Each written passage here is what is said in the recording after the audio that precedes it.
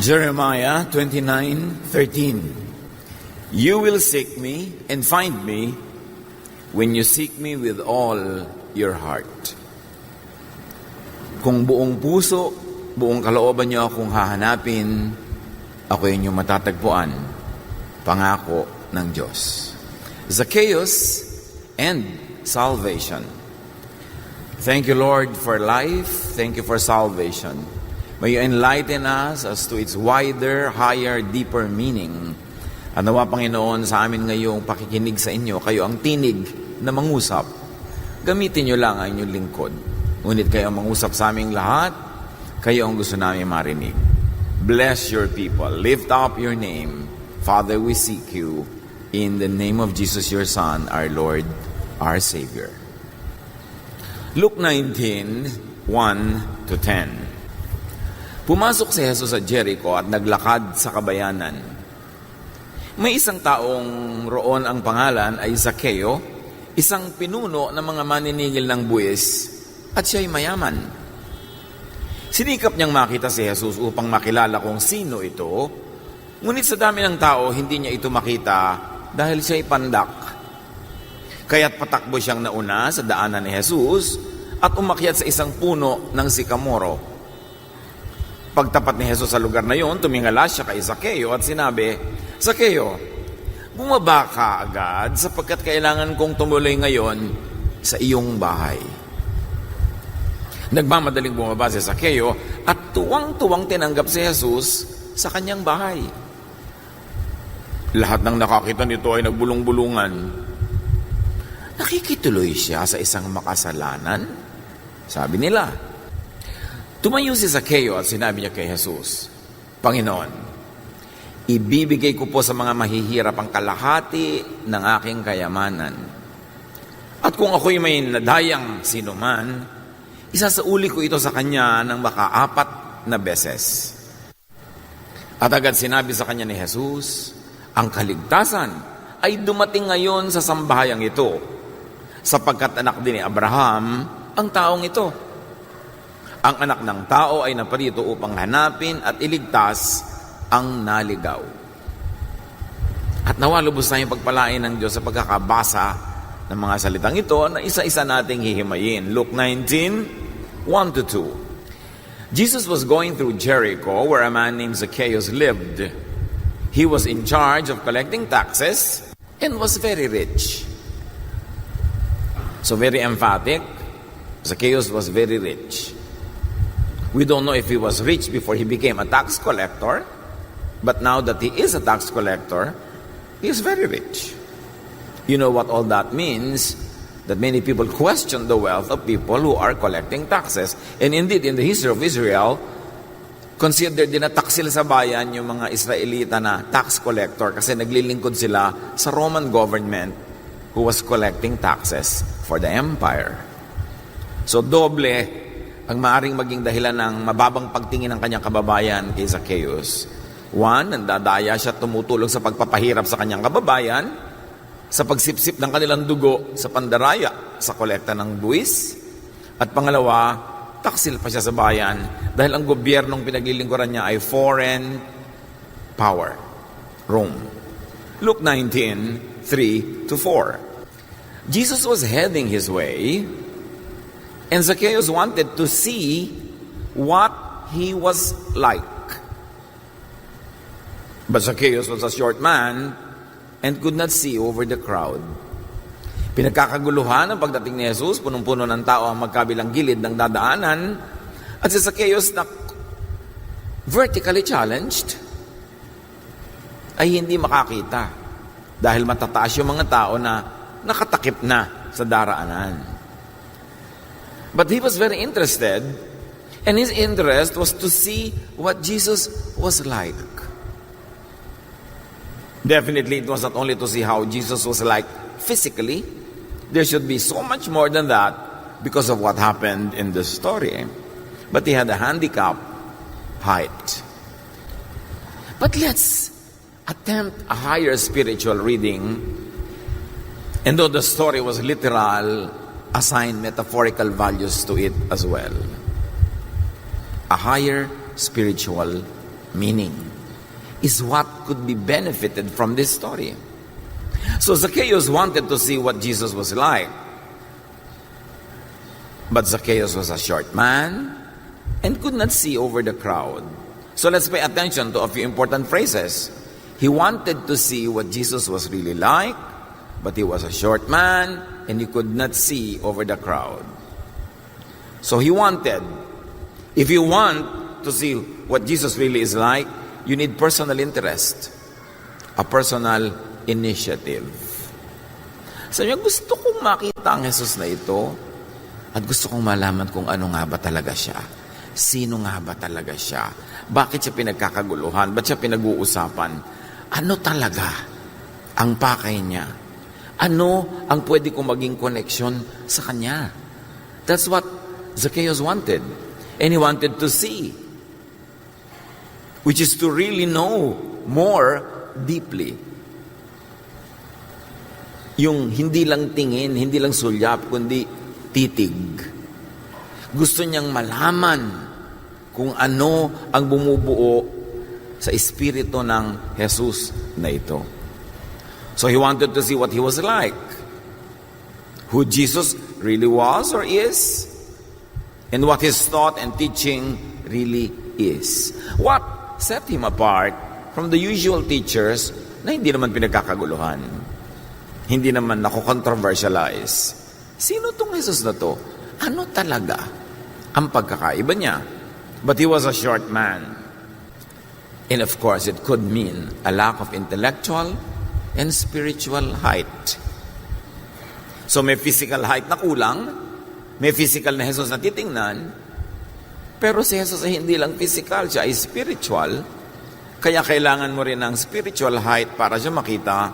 And the shortness of this man could also symbolize the shortness of his spiritual height, the shortness of his intellect, na hindi madaling maintindihan si Jesus ng espiritong mababa ang kalagayan, ng espiritong mababaw ang naaabot. At sabi sa kwento, and he could not see over the crowd. What could prevent anybody from seeing the spiritual Jesus, from knowing the higher meaning of Jesus? What does it mean that he could not see over the crowd, that he could not know Jesus because of the crowd? And the crowd could be religious obstacles. The Jewish religious texts, Jewish theology, the temple.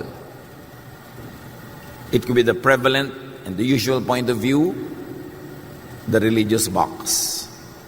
So may dalawang nagaganap, nakahulugan ito.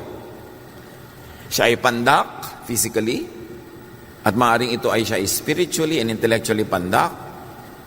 At yung crowd na nakakatabing kay Jesus could signify the religious thinking, the religious values, the text of Scripture that they were tied to and married to, that could prevent him and anybody else from knowing the essential Jesus.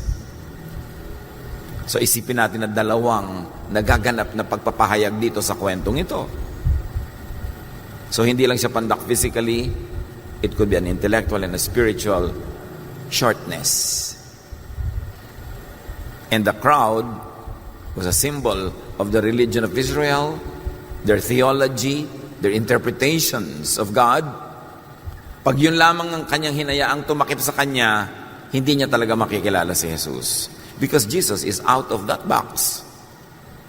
Kung ang relihiyon ng Israel, ang kanyang mga katuruan, ang kanyang mga paniniwala ay sapat na para makilala mo ang Diyos, bakit pa ipapadala si Jesus para magpakilala ng totoo ang Diyos? Ibig sabihin, ang alam ng Israel, ang paniniwalaan ng Israel noon, ay hindi yun ang talagang real thing. At sa katunayan, yung paanghad lang para makilala ang Diyos. Dahil baluktot ang pagpapakilala ng Israel sa Diyos. Isang Diyos na malupit, mapagparusa, mahilig mamalo, hindi maibigin, at isang Diyos na may favoritism, at sila lang ang bukod tanging paborito ng Diyos. So baluktot. That's why God had to send Jesus. And the story is so beautiful when you read it in many layers. Hindi lang yung physical and literal, but more importantly, the spiritual significance of every aspect and element of the story. Luke 19:4, back to the story. So he ran ahead and climbed up into a sycamore tree. Gumawa siya ng paraan.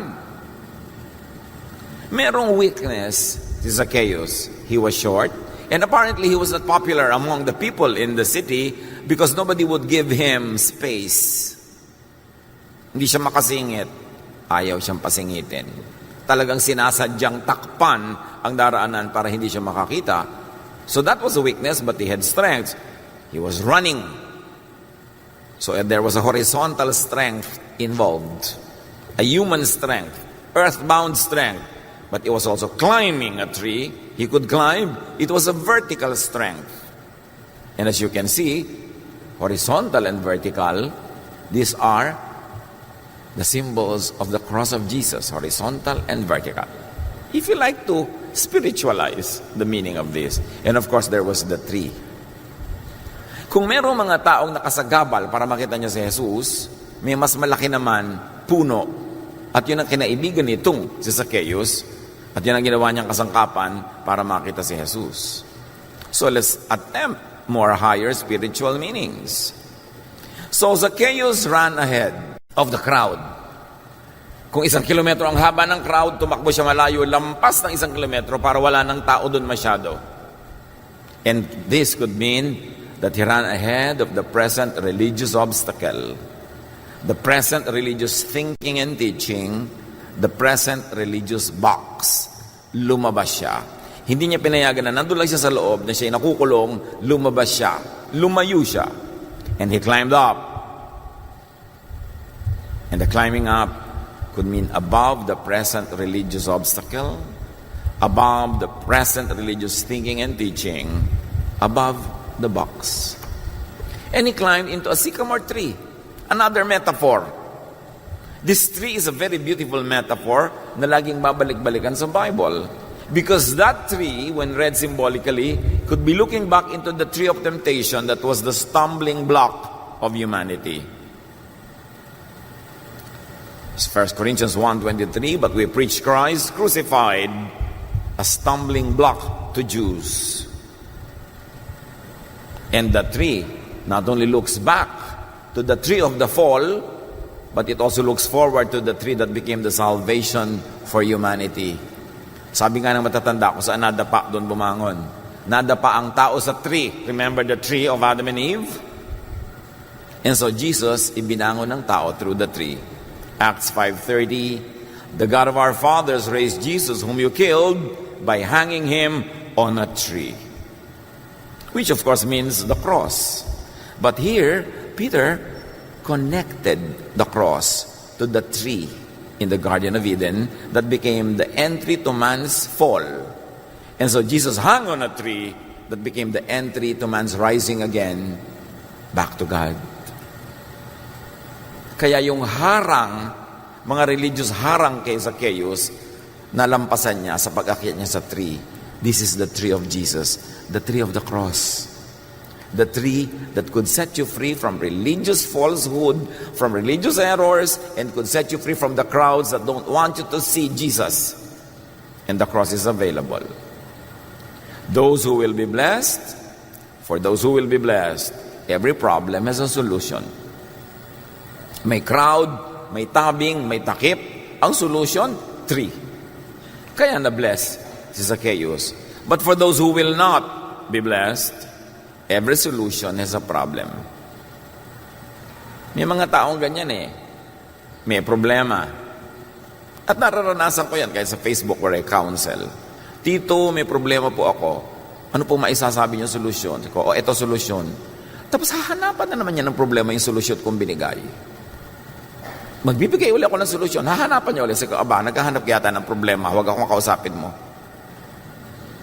Lahat na lang na solusyon na binibigay ko sa'yo, sinasalungat mo. Gusto mo yata talagang lumubog sa problema, mag-isa ka dyan. And I really say that. For every solution I offer, you are making a problem. At may mga taong ganun. Kahit sa nangyayari sa ating bansa, may solusyon ng gobyerno, problem na naman ang i-raise ng iba.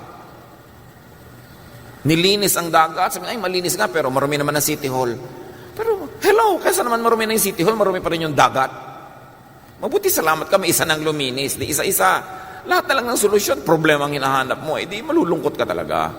Si Zacchaeus, lumampas sa problema, naghanap ng solusyon. At tayo man sa buhay natin mga kapatid, may problema lagi. Pero alam niyo ang ibig sabihin ng problema? May solusyon. Kasi pag walang solusyon, hindi yung problema, huwag mong problemahin kasi hindi problema.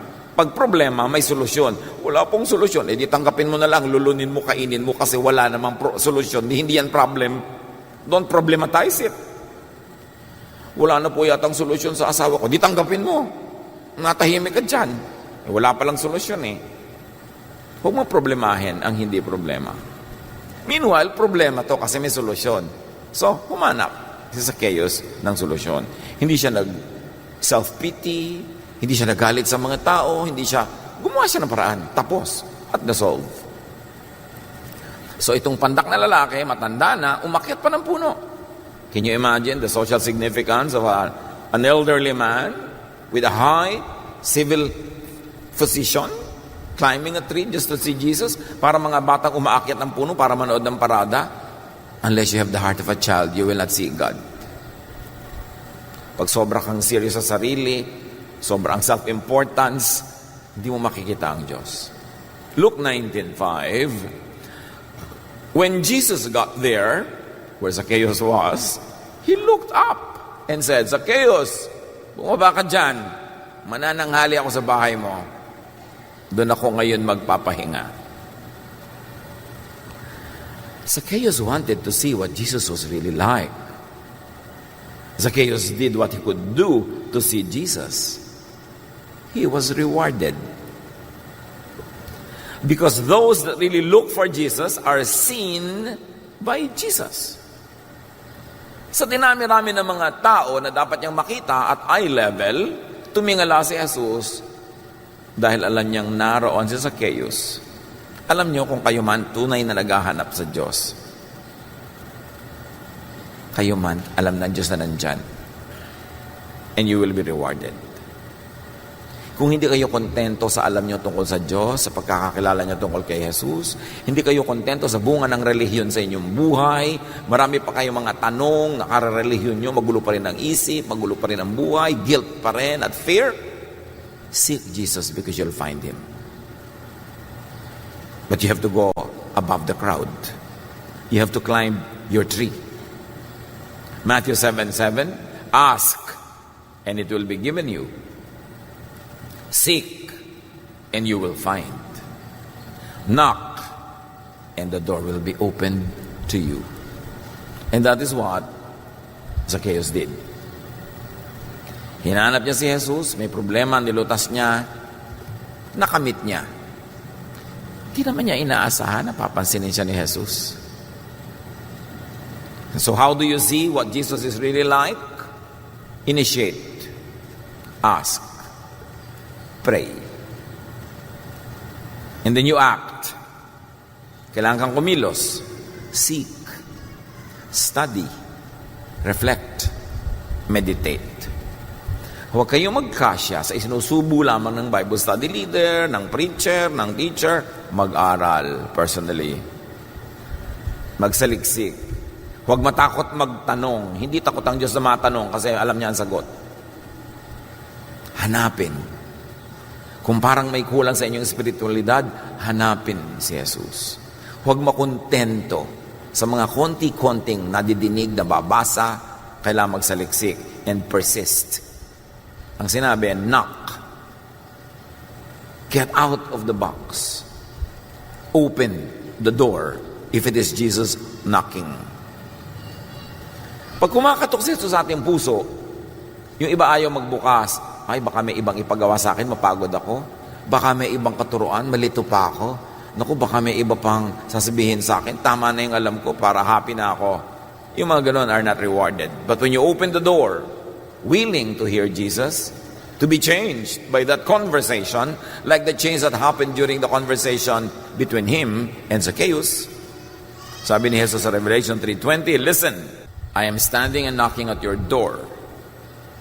If you hear my voice and open the door, I will come in and we will eat together.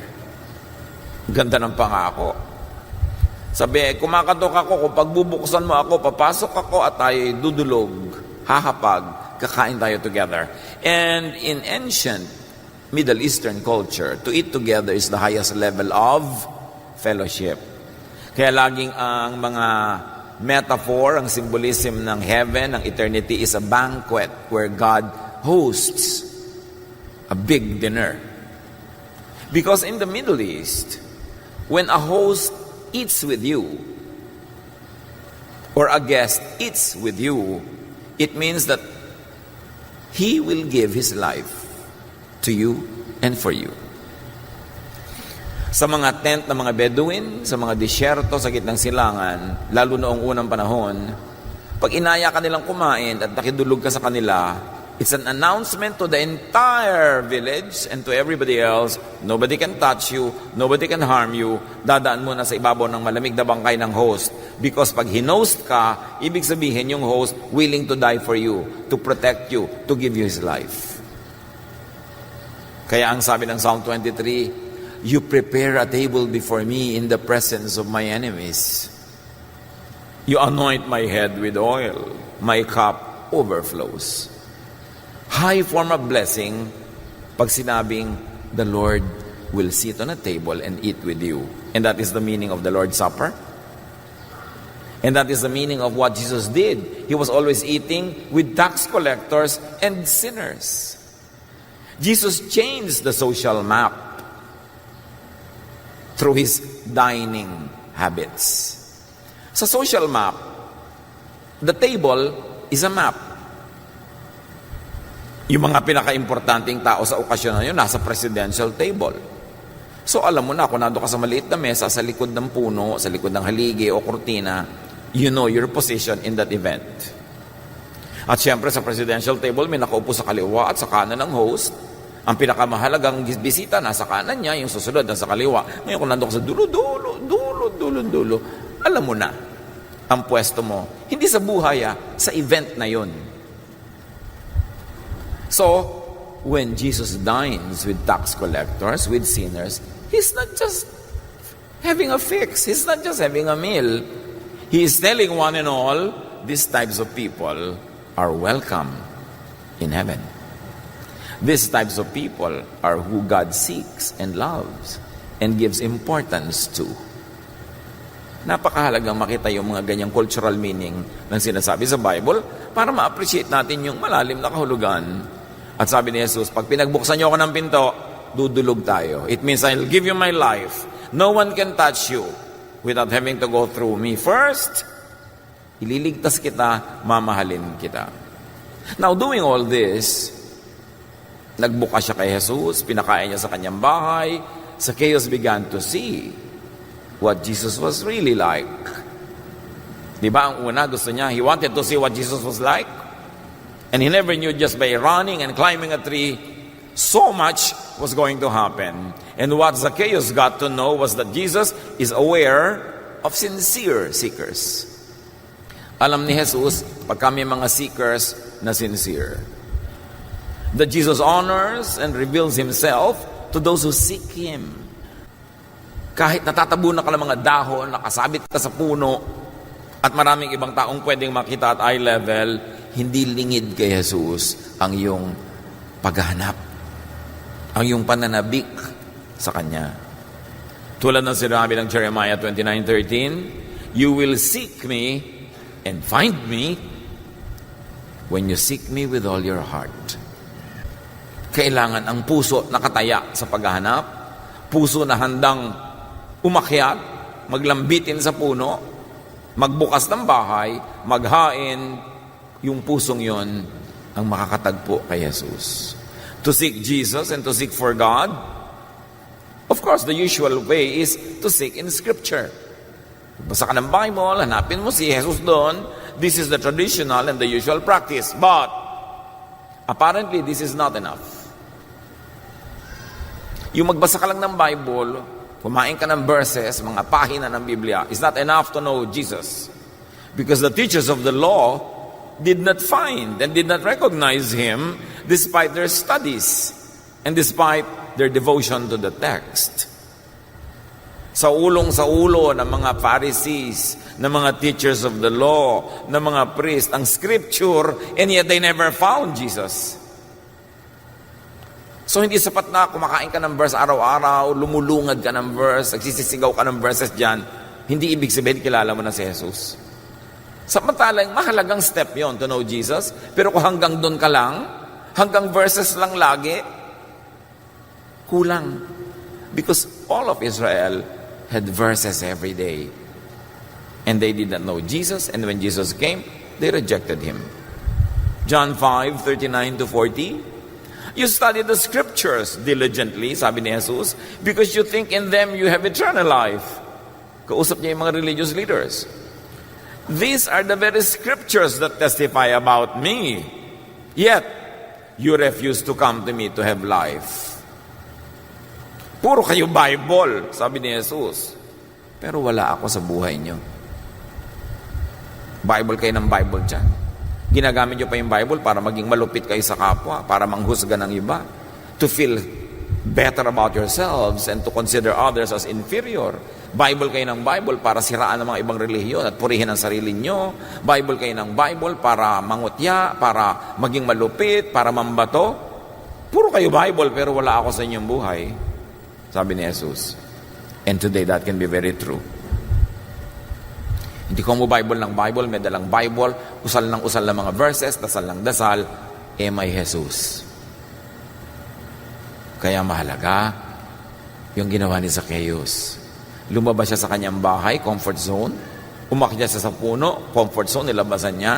At nung si Jesus ay pupunta sa kanyang bahay, he went out of his comfort zone and hosted him. John 4:24, sabi ni Jesus, God is spirit. And his worshipers must worship in the spirit and in truth. Sa totoong buhay, sa totoong takbo ng isip, hindi lang memoryado mo ang mga religious doctrine at hindi lang inform sa itsura ay mukha kang relihiyoso. Dapat yung puso mo nakasubmit talaga sa Diyos. Doon mo tunay na masasamba ang Diyos. To seek Jesus and to seek for God, seek in Scripture, yes, but more than that, seek in spirit, in prayer, in meditation, and in truth. Si Cornelius, isang Roman centurion, Roman officer, not even a Jew. He was not raised in the scriptures of the Jews, but he knew God better than many Jews, that God asked Peter to go to the house of Cornelius to complete his knowledge of him. Hindi siya dumaan sa Jewish religion. Hindi niya dinaan sa verses. Dinaan niya sa action. In truth, because he was always giving food to the hungry. He was always kind to the poor. He was doing many good things to the weak. And an angel was sent by God to Peter and say, go to Cornelius.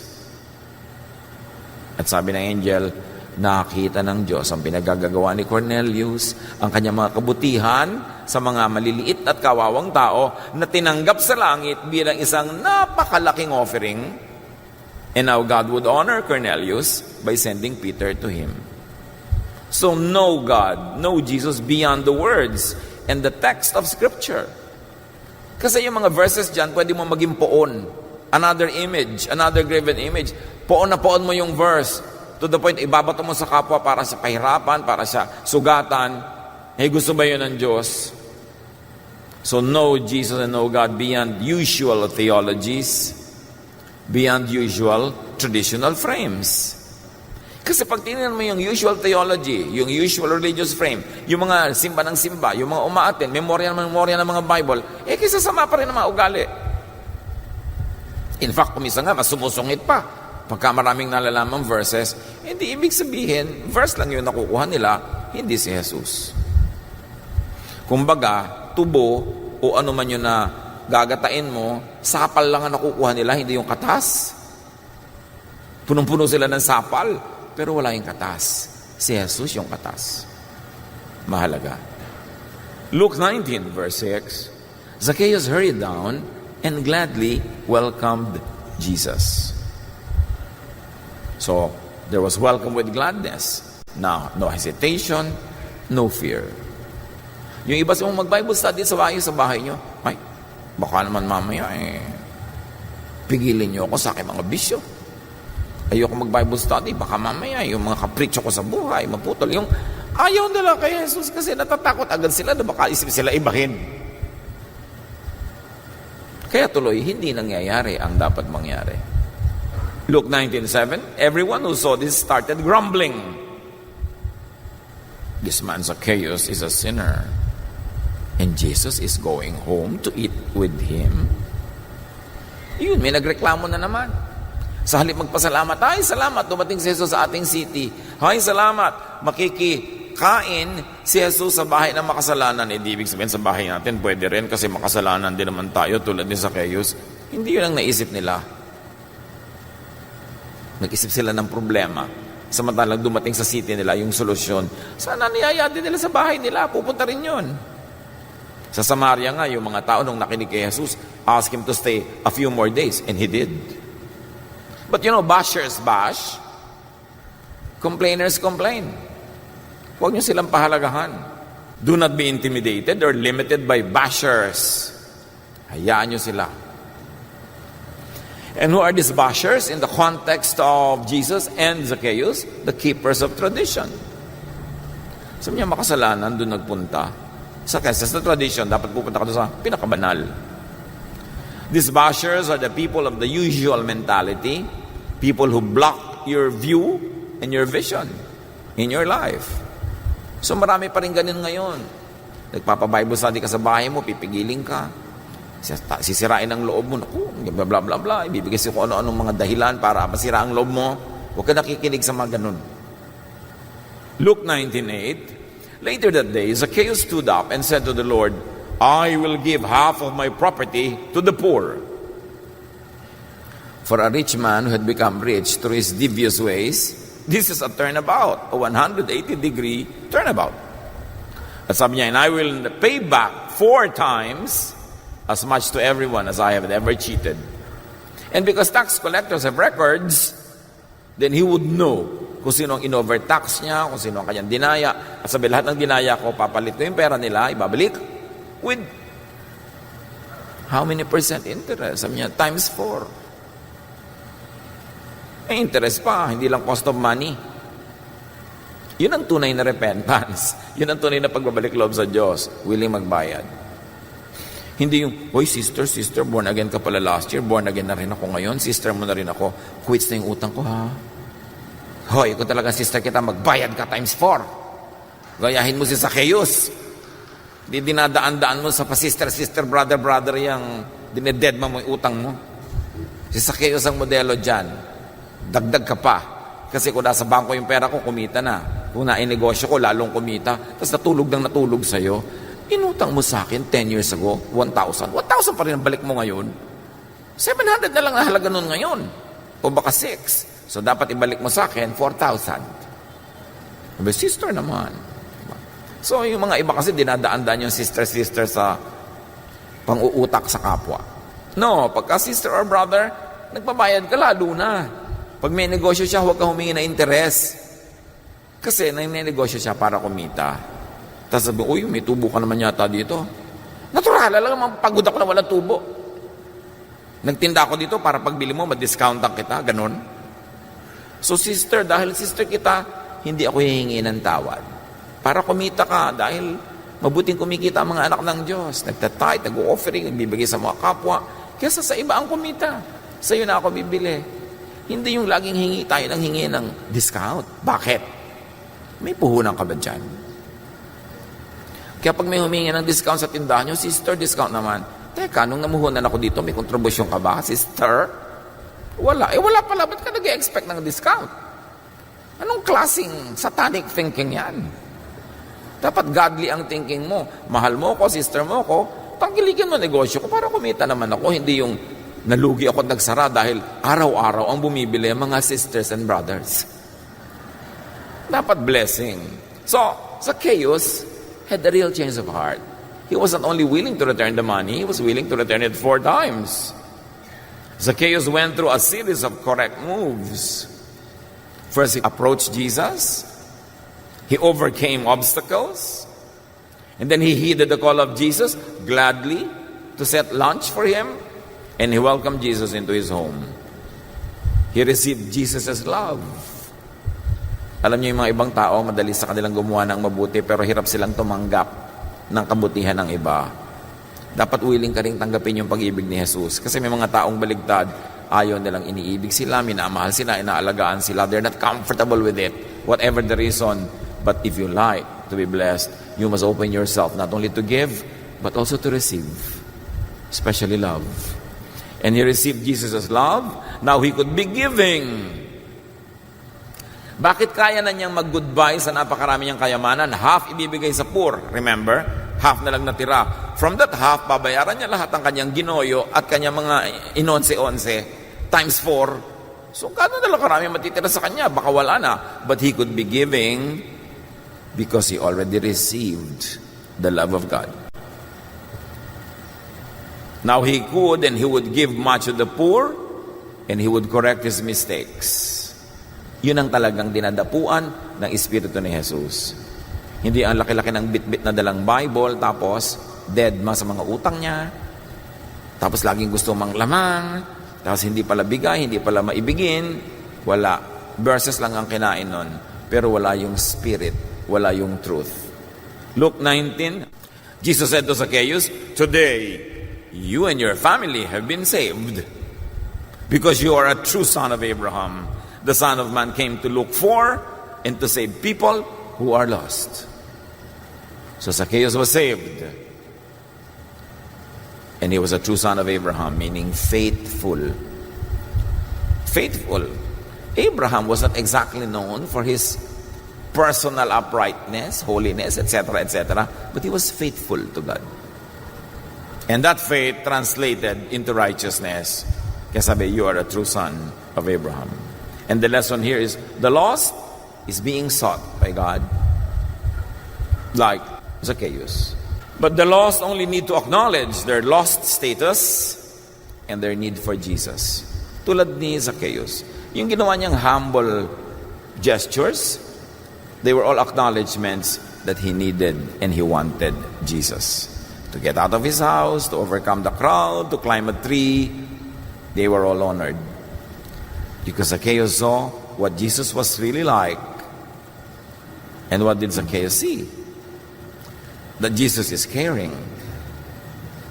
Not like the God being sold by the temple na laging galit. That Jesus is reaching out. Hindi katulad nung God na ipinapresent sa temple, na nagtatago sa kaloob-looban ng temple. There is the common place, there's the holy place, there's the most holy place, and there's a curtain, and only the high priest could enter it, and only once a year. But this God is very reachable. That's why when Jesus died on the cross, that curtain in the temple was torn from top to bottom. Ibig sabihin, tama na yung curtain na yan. Tama na ang pagtatago nyo sa Diyos, kaloob-looban ng inyong templo, na parang kayo lang may-ari, kayo lang pwedeng lumapit. At lahat ng taong gustong lumapit sa Diyos, kailangan dumaan sa inyo, kayo yung tagapamagitan. Enough of that franchise. Pilas ang kortina. Yan ang Diyos na ipinakilala ni Jesus. Available to all. Kaya mong abutin, hindi mo kailangan dumaan kahit kaninong pare o leader o anything. And what else did Zacchaeus discover about Jesus? That he was responsive. Zacchaeus climbs the tree, Jesus makes him go down from the tree and gets into his house. That this Jesus was generous with his love, with his time, with his attention, and that this Jesus was accepting. Hindi siya rejecting, hindi siya exclusive, hindi siya separatist. Siya ay available to all, open to all, and accepting even to the vilest sinners in the village. And that Jesus was affirming. After a while, sabi niya kay Zacchaeus, talagang dumating ang kaligtasan sa bahay na ito dahil anak na anak ka talaga ni Abraham. Na-affirm. Nung umalis si Jesus, wala nang kaduda-duda si Zacchaeus kung sino siya sa tingin ng Diyos. Kung ano siya sa tingin ni Jesus. At kung ano talaga ang kakahinat na ng kanyang buhay. See and know what Jesus is really like. But first of all, see what Jesus is unlike. Ano ba yung hindi Jesus. Jesus is unlike the Pharisees, the usual religious leaders that use verses to condemn people, that use verses to make themselves feel above others, that use religion to enrich themselves and to benefit themselves. Jesus is unlike the Pharisees, the teachers of the law, and their followers. Hindi ganon si Jesus. Si Jesus ay hindi tulad ng mga super conservative people na pinapaliit ang mundo nila at mundo ng iba, pinapakailaman ang buhay ng may buhay, hinuhusgahan ng lahat, parang akala mo mga tik-tik na laging nagmamanman sa buhay ng may buhay para maibunyag sa lahat ang madidiscover ng kasalanan. Yun ang mga followers ng Pharisees. Hindi ganon si Jesus. Jesus is unlike the separatists, self-righteous, religious purists who judge, reject, and cast out people. Jesus is like God, the Father in heaven. Kaya ipinadala si Jesus para ipakilala ang Diyos sa tamang paraan, hindi sa maling paraan ng templo. Kailangan ka magsuhol, magbigay ng mga donation, ng mga offering para mapatawad ang kasalanan mo. Yun ang gimmick ng templo na itinawid ni Jesus. Colossians 1:15, the Son is the image of the invisible God, the firstborn over all creation. Hindi natin nakikita ang Diyos sa langit, ngunit kay Jesus nakita natin. Ayun pala ang Diyos. Makasalanan si Zacchaeus, pinansin. Doon pa kumain. Ganun pala ang Diyos. Nakikikain, humahapag, dumudulog, kasama ng mga outcast ng society. Yung nire-reject ng mga simbahan, yung nire-reject ng mga relihiyoso, dun pala nakikipag-fellowship ang Diyos through Jesus. Yung mga kulang, marumi sa tingin ng mga relihiyon, yun pala ang talagang nililingap ng Diyos. Colossians 2:9, for in Christ, all the fullness of the deity lives in bodily form. Yung Espiritu ng Diyos sa langit na hindi mo mahawakan, hindi mo makita, nagkatawang tao sa pamamagitan ni Kristo. Nahahawakan, nakikita, nakakausap. Available, reachable, tangible. John 1:14, from Him all the kindness and all the truth of God have come down to us. That's why it was necessary for Jesus to articulate the spirituality of the Father in heaven, because the Father had been so misrepresented by the temple, by the religious systems for so long. By seeking and experiencing what Jesus was really like, Zacchaeus was saved from the usual religious box, from spiritual ignorance, from religious malpractice.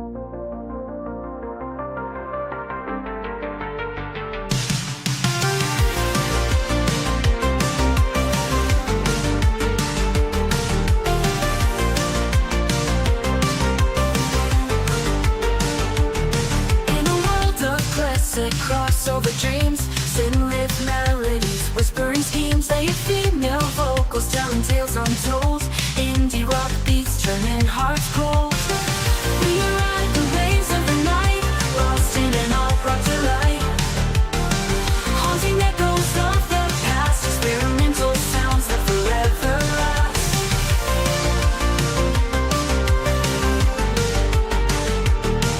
Melodic synths painting the sky in shades of pink and neon high. An indie rock heartbeat pounding true in a realm where the stars feel so new.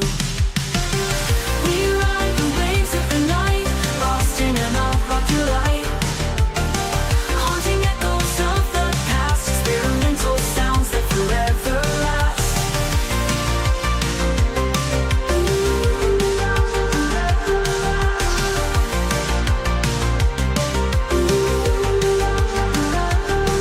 Melodic synths painting the sky in shades of pink and neon high. An indie rock heartbeat pounding true in a realm where the stars feel so new. We ride the waves of the night, lost in an all-rock delight, haunting echoes of the past, experimental sounds that forever last.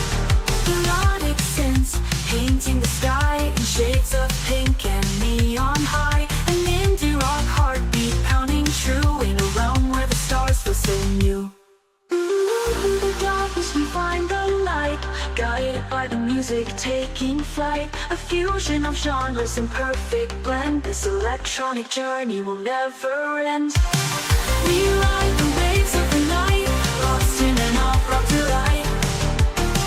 Haunting echoes of the past, experimental sounds that forever last. Classic crossover, timeless groove, synth that symphonies we shall move. Late female vocals in the distance call, indie rock hearts standing tall.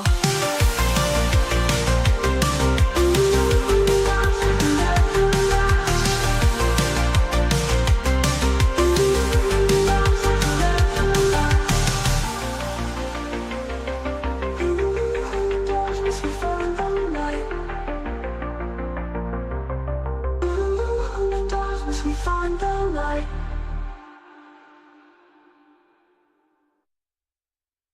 Practice. He was saved from all the errors of religion and the unnecessary suffering and sacrifices that religion always demands. That's salvation.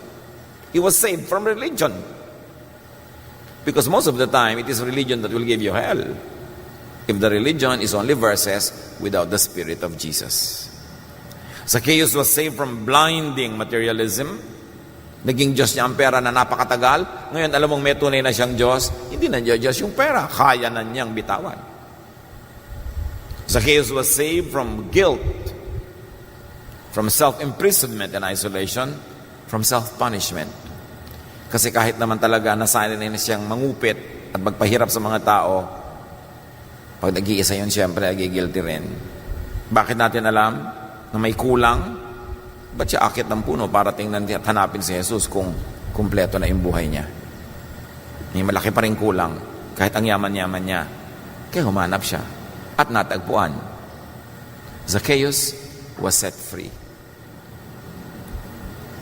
Now, tayo ang Zacchaeus na yan. Mga Zacchaeus tayo. There is a Zacchaeus in each one of us. Kaya ang kwento ay nandito sa scripture. Hindi para tayo libangin, ang ganda naman ng kwento, hindi ganun. Kasi kwento natin yan. At hanggang hindi natin inaangkin ang kwento ni Zacchaeus, hanggang hindi natin ginagawa yung ginawa niya rin, maaaring may kulang din sa ating buhay. Hindi natin lubos na kilala si Jesus. Kung hindi tayo lalabas ng bahay, aakyat ng puno, maglalambitin doon, at tititigan si Jesus. Sapagkat pag ginawa natin yan, magpapakilala rin siya. Maganda na nakikilala natin ang Diyos through a Bible study, through preaching like this one. Pero dapat meron kayong kanya-kanya, personal, sariling pag-aaral, pananaliksik, pananalangin, pagbubulay-bulay, para magkaroon din ng pribadong pagpapakilala sa inyo ang Diyos. Tulad ng nangyari kay Zacchaeus. Walang audience, walang madla, sila lang ni Jesus, personal. Do as Zacchaeus.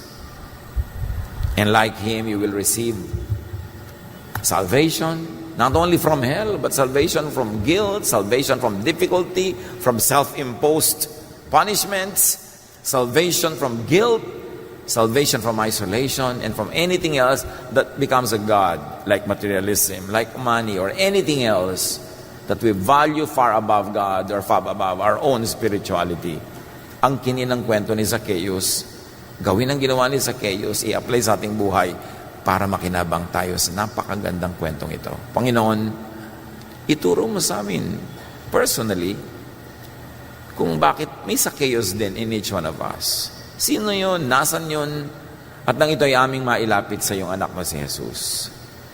Pagbulay-bulayan natin sumandali sa katahimikan kung ano ang dapat natin gawin to receive the blessings that Zacchaeus received. Be with the Lord in silent reflection.